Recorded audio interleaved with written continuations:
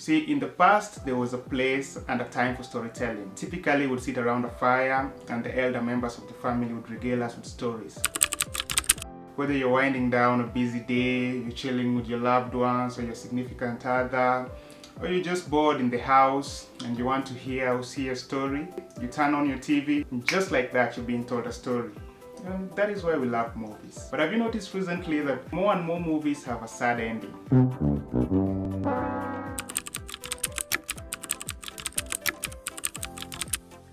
That is the subject of this video. So without further ado, if this is the first time you're on the channel, click the subscribe button, hit the notification icon. Let's roll the intro and get into the video.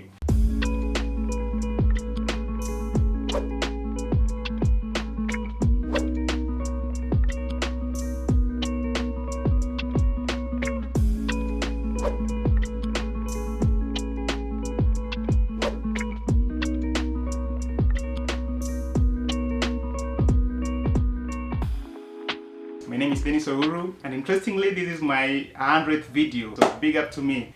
Why is it that more and more movies have a sad ending these days? Is it something that just happened? Or did movie directors in Hollywood come together in some nice boardroom in Beverly Hills and say, let's make these movies have a sad ending and make these people depressed?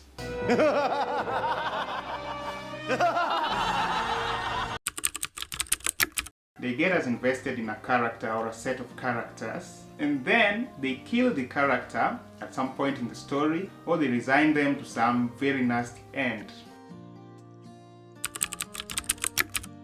So in each movie we are going to be looking at how people reacted or how people felt about their favorite character being offed. La Casa de Papel, Ozark's Peaky Blinders. So we're going to be looking at these movies one by one, and I'm going to be sharing with you a few reactions from people on the internet, what they thought about the endings in these movies.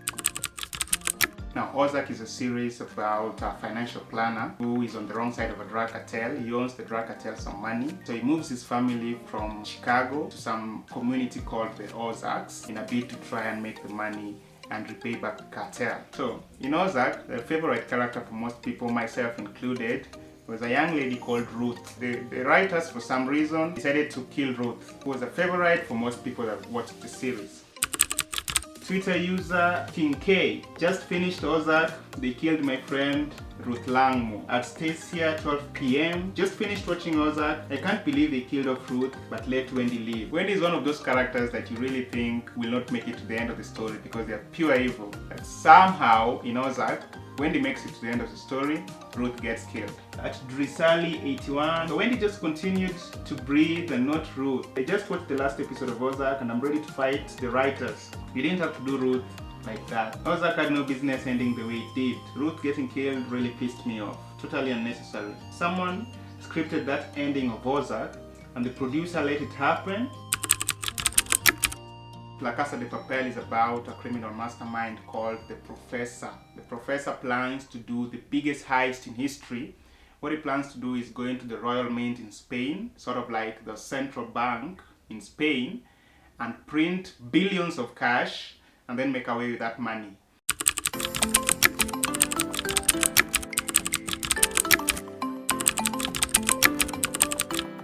She was a fierce woman, she was honest, she was loving, she was caring. I know she's a thief, but she was great in all senses of the word. Then the writers killed her. No! God, please, no! No! Remember when Nairobi in La Casa de Papel, the series? Remember that sudden death that made the whole world cry? Remember that feeling of sorrow we all felt when we lost her as if she's part of our family? Shame on you if you don't feel the same towards Palestinian in Gaza. They killed my girl Nairobi in La Casa de Papel for no reason and I'll never get over it. The best character but the worst death. I will never forget how Nairobi died. She didn't deserve to die, not that kind of death. My poor Nairobi. She literally was the sweetest, most caring, bravest character. Her death was so fucking undeserved and I'm still not over it. I will never forgive the writers for killing her off. She didn't deserve any of that bullshit. Peaky Blinders is a British crime story about a criminal family, interestingly called the Peaky Blinders, and they are led by a man called Thomas Shelby. Now, this criminal family tries to go through life dealing with the consequences of their choices, most of which they bring upon themselves. Peaky Blinders doesn't really have the traditional sad ending, but most of the characters that we see in the series don't make it to the end.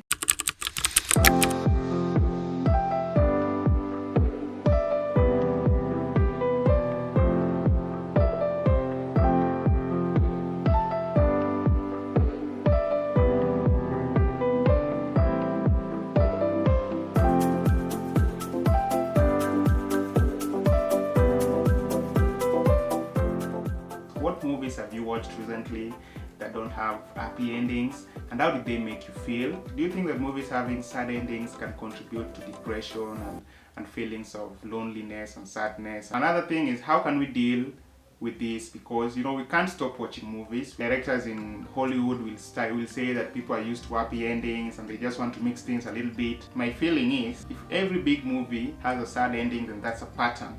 As always, thank you for watching. I'll be seeing you on the next.